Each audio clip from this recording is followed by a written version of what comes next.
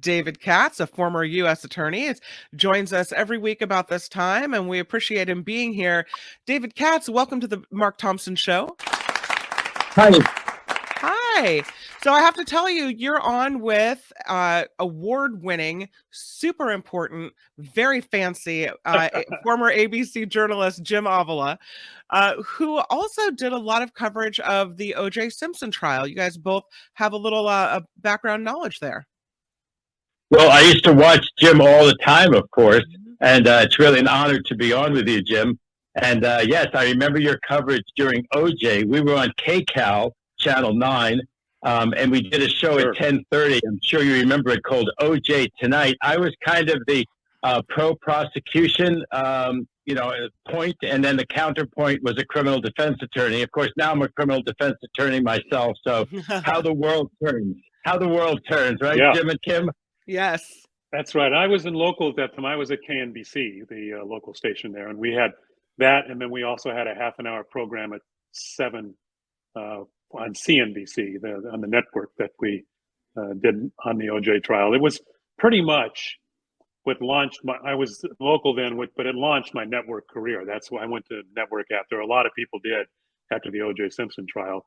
All the things. It was such a national story, and was such in the forefront of everybody's mind. And one of the things that I asked people, David, and since you covered it, and we're working in both local news and in the local legal system here, is what did you learn? I'll tell you what I learned at the end, but when you finish. But what did you learn from the O.J. Simpson trial about our justice system? Well, I thought that OJ actually had a pretty fair trial. I know there's a lot of dispute about that, but you are supposed to find someone guilty beyond a reasonable doubt to the satisfaction of all 12 jurors. I suppose I was a little surprised that there weren't hung jurors, or maybe that they didn't compromise.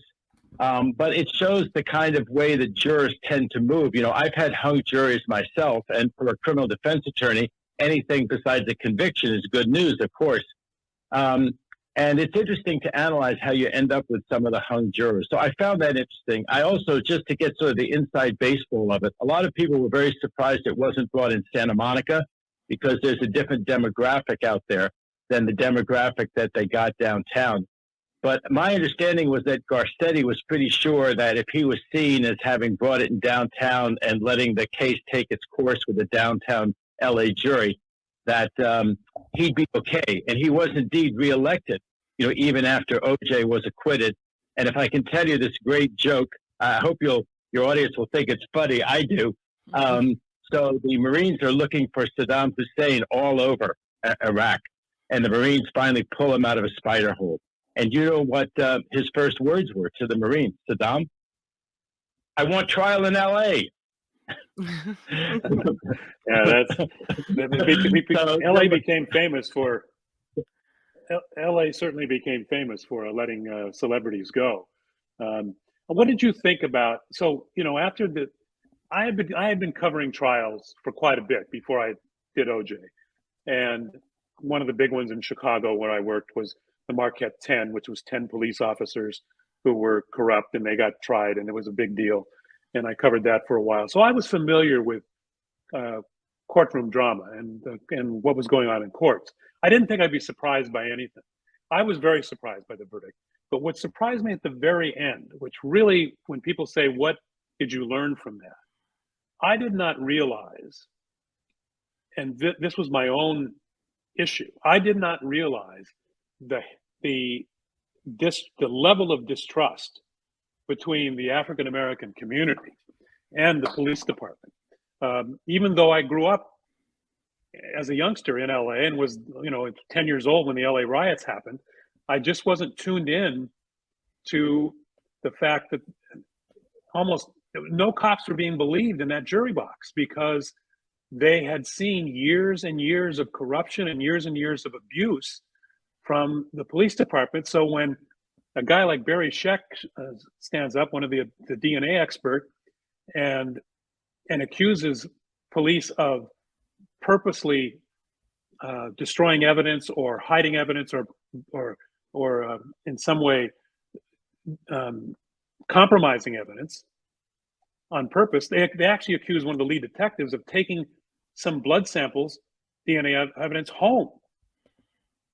To me, that was silly when I was listening to it, but it was believed in the jury box, and I interviewed some jurors afterwards for NBC. So that was the big surprise to me, the level of distrust of the police department. Well, I hope we can stay on this because I had some, lots of thoughts too about it, and I think they're still, relevant to people today. On KCAL, when we did this OJ Tonight, I think we were considered one of the fairest stations, that we were considered right down the middle. We had Pat Harvey on. Is she still on KCBS? But she was our presenter, one of them. And we had a juror who had been dismissed from the jury, and she chose our station to come on. So I'm there.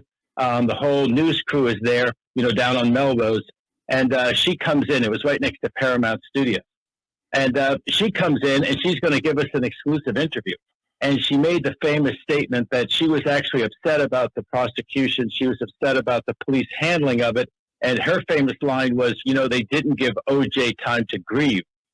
So, of course, some people ridiculed that, didn't give OJ time to grieve. If you, are charged and found by a preliminary hearing to have committed a double murder, things may get rolling before you have, quote, time to grieve. But there was such a different perception, I think, on the part of a lot of the Black community and what we'll call the white community, for lack of a better expression. And so there was a bit of a polarization, I think, along race lines, right, about the acceptance of the jury. And they said that when the jury came back, for people who don't remember it, that they didn't announce the verdict right away. They held it to the next morning. And they say that jury verdict the next morning was the second most watched event in the United States after the moon landing in '69. And then, I have people to this day tell me I just about fainted in the beauty parlor when they announced that. Just about everybody else in the beauty parlor did too. And I always said, was it mainly white or mainly Black in the beauty parlor?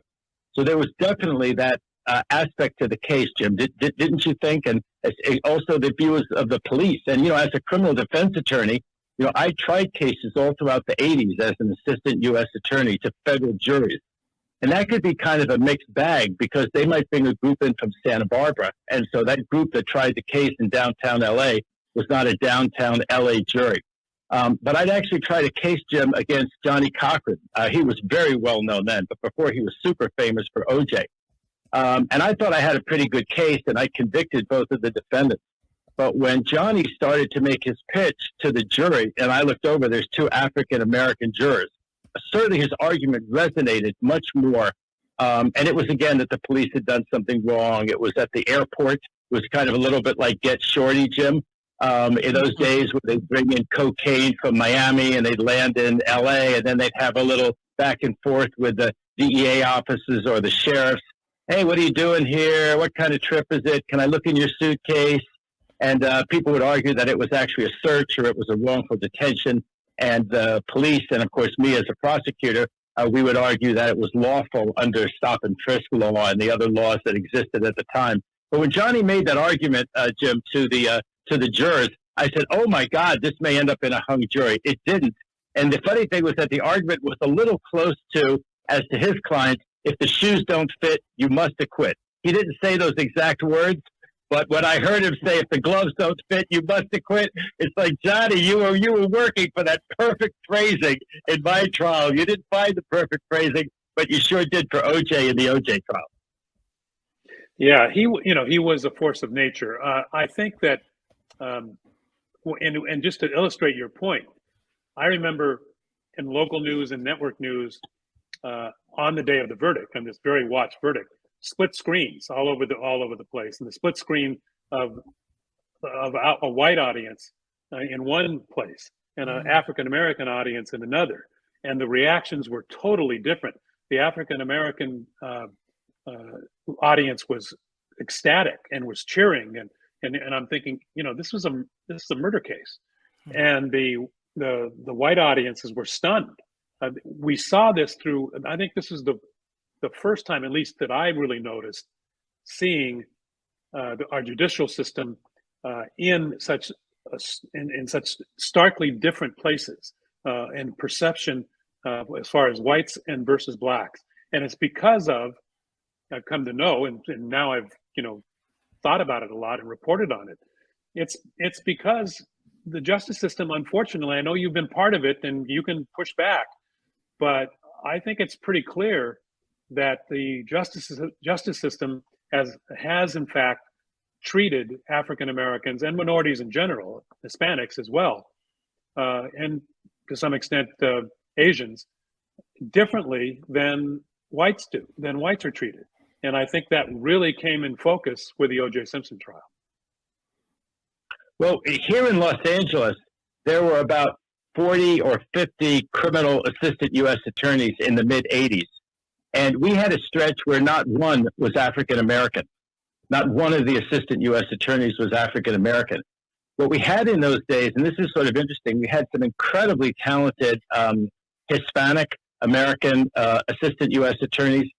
Most of them were bilingual. I'm actually bilingual myself, although I learned Spanish, by being really good in school and going to Mexico and Spain. I didn't learn it, en la cuna. I didn't learn it, at home from my parents. But these folks had, and of course they had these cases. We had the Camarena case back in those days. So we had some really high-profile cases against what you now call the cartel. But if you looked at the cases that we had, especially where we interfaced with the African-American community, it was the Reagan era. I wasn't the one who set the policies of the Reagan administration. People would be shocked to learn. I was a young assistant U.S. attorney in that office. But the cases were just, there would be a lady who would keep taking her mom's Social Security benefits after her mom had passed away. And we would prosecute that person, right? After a year of taking her deceased mom's Social Security benefits. We had people who took money out of the postal trucks. On the 3rd, they would deliver the checks. In those days, it wasn't direct deposit, it was the checks. So on the 3rd, we had what were called the Jeep clouts. And we would go after people. And there were a lot of, African-American defendants in those cases. And it seemed like some of the more significant cases, like the Milken case came along. We didn't do Milken, although it was right in Beverly Hills. That Drexel, Michael Milken case was brought in New York City, where they bring a lot of the big financial cases. And I was always asking, well, why don't we bring it here? We're right here. And so there were different divisions of labor. I don't mean to get too inside baseball, but it was very interesting. And I could certainly see where, people in the African-American community, we had the Rodney King case too. And of course, you could see Rodney King getting beaten over 50 times on videotape. Yeah. And even so, there was a bit of a racial divide thinking about that case. And then, of course, the cops were first prosecuted out in Simi Valley. Then they were brought down here in New York. They were brought down here in Los Angeles. They were finally convicted in Los Angeles. But after they were acquitted in Simi Valley, of course, then we had the riots. We had those awful riots in, 1992. So that was the era that we're talking about. Right. It was a very divisive era. And just one more question on this, Kim, and then you can go on to other stuff. But yeah. I did want to find out what you thought was the key moment was it the closing argument from Johnny Cochran and if the glove doesn't fit, you must acquit? Was it the big mistake of Chris Darden and Marcia Clark allowing them to give OJ the gloves to try to fit, even though the gloves themselves had been through processes that probably shrunk them? Was it Mark Furman? Was there anything in particular you felt that was the deciding factor? Well, Jim, you've done a great job. I think you've summarized the 3 key moments. When you do an in-court demonstration, it's always fraught, especially when you're the prosecutor, because you have to prove the case beyond a reasonable doubt. So a demonstration like that goes in the defendant's favor is really hard to recover from. And the jurors are going to remember, of course, that moment, right, when the gloves didn't fit and when he was trying to pull them on and showing his exasperation that they just didn't fit. Why was this? And of course, by extension, it was this innocent, black man being railroaded in court and being forced to try on these. It brought back all the things, all the way back to, defendants who were, gagged and not allowed to speak in court, the famous Chicago 7 that I grew up with, when I was in high school reading about. That is a little bit of ancient history for a lot of your audience, but super interesting. And they made a movie about the Chicago 7 trial a couple of years ago, which is fantastic if people haven't seen it. But anyway, I think that the closing argument was very effective by Cochran. I myself didn't think that the prosecutors did a really bad job. I mean, I thought that they did quite well. I thought Marcia Clark did quite well. You know, she got to be in a little bit of an uphill battle, but I thought that, you know, this is a terrible expression to use about the case, but she acquitted herself well. Of course, it was OJ who got acquitted. And I do think that the Mark Furman, you know, showing someone in a lie like that, if he'd lie about that, he'd lie about other things. Maybe they really were lying about the blood analysis. Maybe they really were lying about taking different items home. And then, of course, you can't discount the fact that OJ was one of the most famous at that time, most revered athletes. You know, he had the Hertz commercial, I think, very shortly before that trial started.